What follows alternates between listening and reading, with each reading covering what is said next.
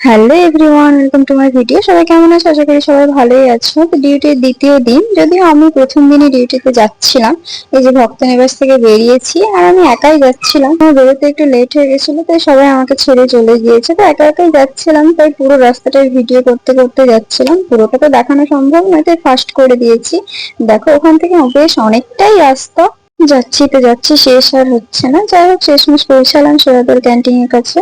তো ওখানে এসে দেখছি আমার জন্য সবাই অপেক্ষা করছিল, ওরা দাঁড়িয়ে ছিল। তারপরে সবাই মিলে টিফিন করতে চলে গেলাম। ওই দিন ছিল বড়া, উপমা আর চা। কফি তো রয়েছে। সবাই মিলে খাবার নিয়ে খেতে বসে পড়লাম। আর এই দেখো, আমি নিয়েছিলাম কফি, একটু উপমা আর একটা বড়া। বড়া আরো একটা করে দিচ্ছিল, আমি নিইনি।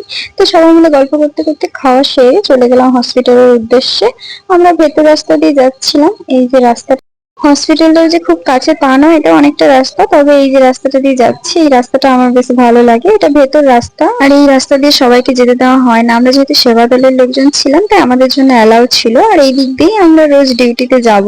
এটা আশ্রমের ভেতর দিয়ে হসপিটাল যাওয়ার শর্টকাট রাস্তা। ওখানে একটা কাকু বসে রয়েছে, দেখেছো ওই গেটে। এই গেটেও একজন দাদু রয়েছে।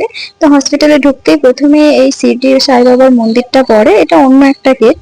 মন্দিরেও আমি 1 বছর ডিউটি করেছি, দেখতেই পাচ্ছ ওখানে লেখা আছে ক্যামেরা করা যাবে না। ওই পাহাড়ের উপরে রয়েছে শিরডি সাই বাবার একটা মূর্তি, আর এইদিকে সাই বাবা রয়েছে।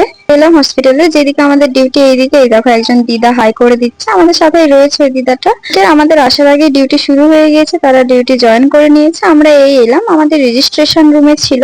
ডিউটির সময় আর ভিডিও করতে পারিনি, প্রচুর চাপ ছিল ওই দিন। একদম 12টার সময় বেরিয়ে এসে দেখছি বাবা মা সবার সাথে দেখা হয়ে গেছিল, যেহেতু সব পাশাপাশি রয়েছে একসাথে।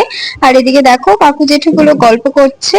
সবার ডিউটি টাইমটা একটু বেশিক্ষণ। আর এই দেখো, এই কাকু মুখে মাস্ক পরে রয়েছে। বলছি মাস্কটা খোলো। বলছে কেন, ফটো দিয়ে? বলছি না, ভিডিও করছি। বলছে আমাদের সবার ভিডিও কর। ওখানে যে কয়েকজন ছিল সবাইকে দেখিয়েছি, আমি কেন বাদ যাবো, তাই আমি নিজেও নিজেকে একটু দেখিয়ে নিলাম। তার কিছুক্ষণের মধ্যে ওখান থেকে বেরিয়ে চলে এলাম খেতে যাওয়ার জন্য।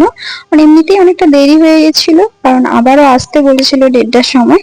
যদিও আমার যে ওয়ার্ডে ডিউটি ছিল, ওই ওয়ার্ডটা বিকেলে বন্ধ থাকে। আমাকে আম্মা বলে দিয়েছিল বিকেলে তোমার ছুটি থাকবে। তবুও আমাদের লিডার আন্টি বললো যে একটু আসবি, কারো হেল্প লাগলে তাকে হেল্প করে দিবি। এমনিতেই সেবা দলের লোক কম ছিল হসপিটালে, তাই ভাবলাম ঠিক আছে চলেই আসবো। তারপরে চলে গেলাম খেতে।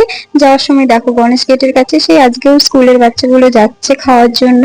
তারপর চলে এলাম সেবাদল ক্যান্টিনে। এখানে শুধু সেবাদলেরাই খেতে আসে। তো এটা আমার ছিল লাঞ্চ থালি দিলেন, পেঁয়াজ চানাচুরটা দেন, এটা আমি নিয়ে যাই। তারপর সবাই মিলে খাওয়া দাওয়া শেষ করে আমরা তিনজন একসাথে ছিলাম। বেরিয়ে ভাবছিলাম একটু রুমের দিকে যাব, কিন্তু রুমে গেলে অনেকটা আবার দেরি হয়ে যাবে, তাই রুমে যাইনি। একটু এখানে ওখানে বসে গল্প করছিলাম। তারপরে আবার চলে গেলাম হসপিটালে।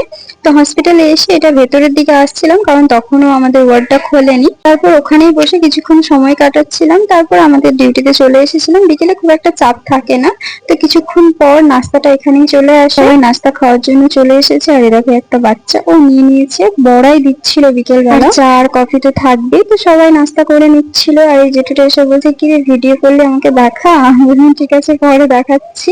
আর ওই দিন ভীষণ গরম ছিল, বেশ রোদ্দুর উঠেছিল। তখন প্রায় 4:30 বাজতে যায়, কিন্তু রোদের প্রচন্ড তাপ।